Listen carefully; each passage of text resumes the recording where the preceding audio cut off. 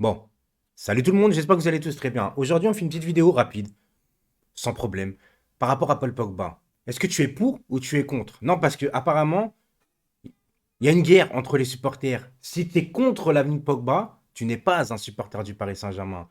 Et si tu es pour certains, vu qu'ils sont contre, tu n'es pas un supporter du Paris Saint-Germain.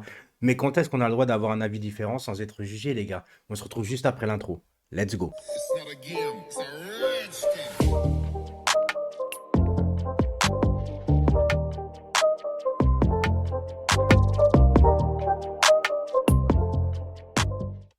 Bon, tout d'abord, les gars, je voulais juste remercier les gens qui sont venus au Parc des Princes.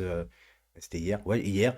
Par rapport à la visite du parc, je l'ai mis en vidéo hier sur ma chaîne YouTube. Voilà, j'étais avec Parisien 88, Fred de Média Parisien. On a passé une semaine Parc Astérix, blablabla. Bon, voilà, c'était au top. C'est pour ça que vous n'avez pas vu beaucoup de contenu sur ma chaîne YouTube. Et de toute façon, les gars, vous me connaissez. Je fais une vidéo sur les joueurs à partir du moment où ils signent. Là, je fais par rapport à Pogba parce que j'ai envie d'exprimer mon ressenti. Et avant toute chose, les gars, n'oubliez pas de liker la vidéo, partager, commenter, abonnez-vous, blablabla, parce que ça monte en référencement et ça aide et c'est gratuit. Les gars, je veux par rapport à Paul Pogba, il est où mon téléphone? Il est là. Je vais vous montrer juste une phrase, tu vois, une phrase rapide, hein, d'accord? Je vais vous dire juste vite fait, comme ça, je vais vous montrer exactement la phrase typique de ce qu'on peut tomber. Je ne comprends pas comment on peut aimer le PSG et être contre la venue de Pogba. Donc, ceci dit, si tu es contre l'avenue de Pogba, ça veut dire que tu n'es pas un supporter du PSG. Moi, écoute, je veux bien, on va pouvoir faire les pour et les contre. Moi, les gars, c'est un peu compliqué, c'est que je suis mitigé. Donc, comme j'ai dit sur Twitter, je suis quoi, moi, mi-PSG, mi-figue? Non, à un moment donné, on a le droit d'avoir un avis, les gars. Moi, Paul Pogba, j'adore parce qu'il a de la poigne, c'est un battant sur le terrain, etc. Il a du caractère, on l'a vu pendant la Coupe du Monde 98 dans les vestiaires. Mais là où ça me dérange, c'est qu'avant l'Euro, si on nous aurait dit Paul Pogba va signer au Paris Saint-Germain, beaucoup avant l'Euro auraient dit ah non, Pogba à Manchester, c'est nul. Il a suffi de 2-3 bons matchs à l'Euro pour qu'on dise ouais, on veut tous Pogba au Paris Saint-Germain parce qu'il a mis un super but, etc., etc. Les gars, moi, c'est un peu plus complexe que ça. Alors oui, Pogba va faire vendre des maillots. T'en as besoin, c'est marketing, il n'y a pas de problème. Mais pour moi, il est irrégulier en club. Et certains me disent, ouais, mais attends, c'est pas parce qu'il est mauvais à Manchester qu'il sera mauvais au Paris Saint-Germain.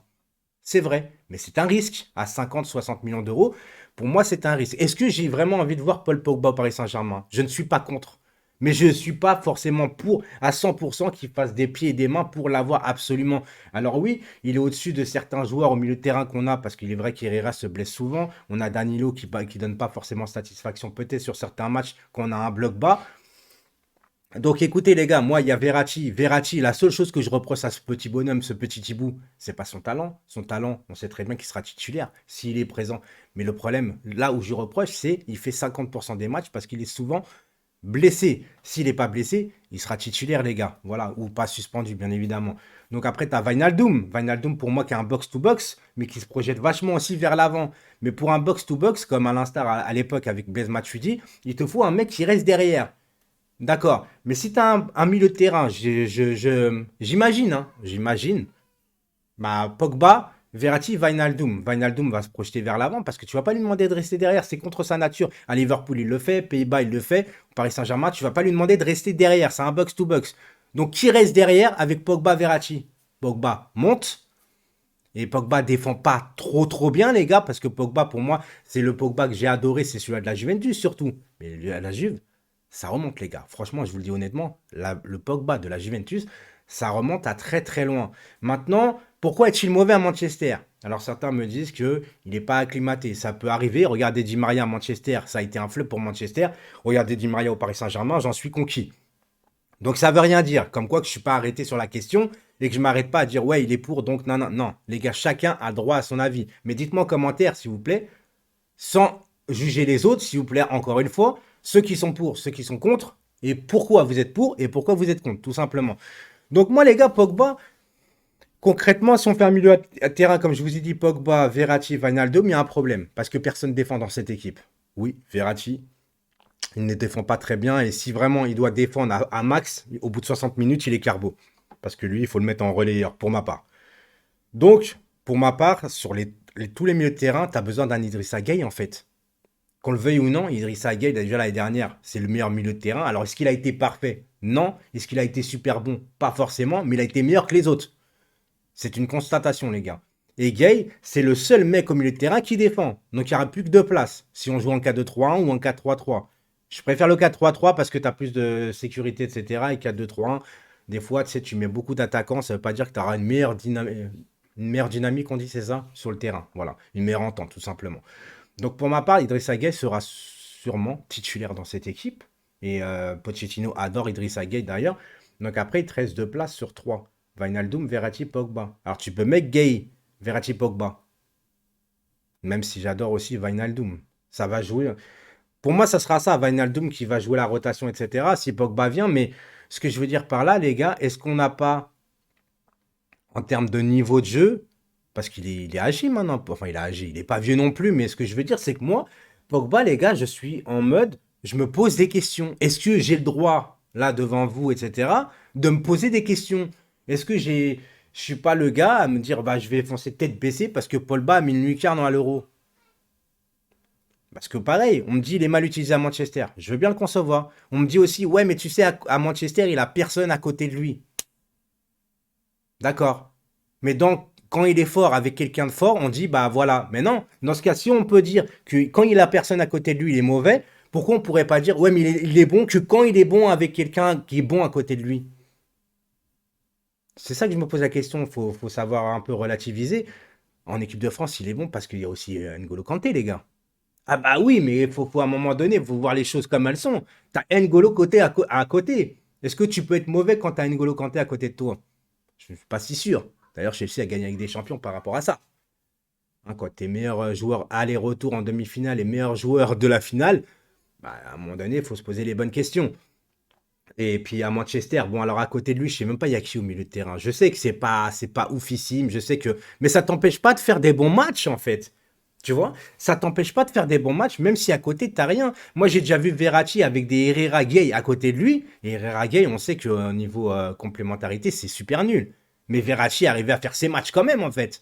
Donc pourquoi quand un joueur qui est bon, il reste bon avec des joueurs mauvais, et Pogba, ça serait pas la même chose? Parce que devant, sans parler des milieux à côté, devant à Manchester, c'est pas des pipes quand même, les gars. À Manchester, t'as Bruno Fernandes, t'as Martial, t'as Cavani, blablabli, blablablou. Non. Moi, je pense que Paul Pogba, pour le moment, comment que je le vois, c'est un joueur à compétition courte. Genre une compétition comme l'Euro, une compétition comme une Coupe du Monde, il sera au top, tu vois, un mois de concentration, bim. Mais j'ai l'impression quand c'est une saison entière, ben, il a du mal à se concentrer. J'appelle ça, malheureusement, je vais être un peu dur avec Paul Pogba, hein, mais j'appelle ça des joueurs d'Instagram. C'est qu'on les voit plus sur les réseaux sociaux que performants sur le terrain. Donc, excusez-moi de me poser des questions. Alors, certains vont me dire, ouais, mais ça, c'était un footix parce que comment tu ne peux pas vouloir Pogba à 50-60 millions alors que tu as des Herrera, des Gay. Excuse-moi, mais Gay, il a fait ses preuves l'année dernière, en fait, avec le Paris Saint-Germain.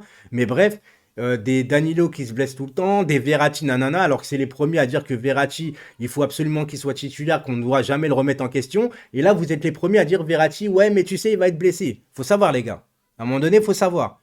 Donc, oui, je suis pour Paul Pogba, mais oui, je me pose des questions. Et je suis en légitime. Moi, quand Paul Pogba il va arriver, les gars, mais direct, il a intérêt à faire ses matchs. Il a intérêt à faire ses matchs. Parce que si c'est pour faire une célébration de 3 minutes et faire deux bons matchs sur 10, ça m'ira pas, les gars. Ça m'ira pas.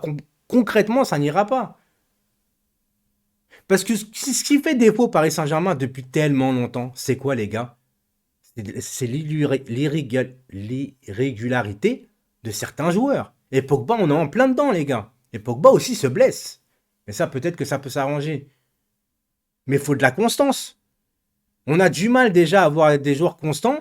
Donc j'espère que Paul Pogba, quand il va arriver, il va pas faire son mec, tout simplement. Voilà. Ça fait combien de temps la vidéo? Je sais même pas, je vois même pas le temps en vérité. Bon, c'est pas grave. Les gars, moi, je vous repose la question encore une fois. Est-ce que vous êtes sûr à 100% quand Pogba va arriver, va être un top joueur au Paris Saint-Germain? Parce que ça a été un flop à Manchester, mais depuis pas mal d'années maintenant. Il a été bon en club à la Juve. Voilà. J'espère avoir le Pogba de la Juve. Et pas forcément celui-là de Manchester. Mais est-ce qu'on aurait celui-là de Manchester? Parce que l'équipe de France, faut mettre à côté, les gars. L'équipe de France, je le dis encore une fois, ceux qui me disent on va avoir Pogba de l'équipe de France, non, ça n'a rien à voir. Compétition courte, avec N'Golo Kanté à côté, rien, rien, rien à voir. Là, c'est des compétitions longue durée.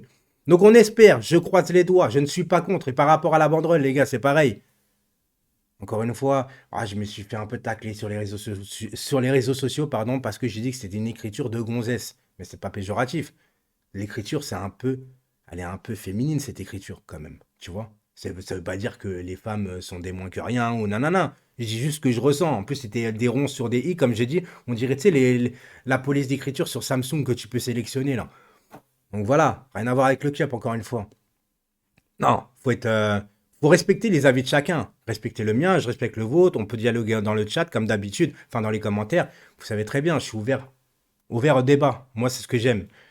Mais ne soyez pas arrêtés comme ça sur la question. C'est pas parce que un veut pas Pogba qu'il faut tout de suite limite lui dire ouais t'as un footix ou t'es pas pour le Paris Saint-Germain. Ça marche pas comme ça pour moi. Moi j'accepte tous les avis parce que j'ai des pour et des contre dans ma tête, tu vois. Donc j'ai une balance, mais je me dis vu le milieu de terrain qu'on a, je pense que peut-être vu son niveau même marketing à 50 patates, je pense que ça peut valoir le coup. Mais j'ai une petite question quand même en suspens.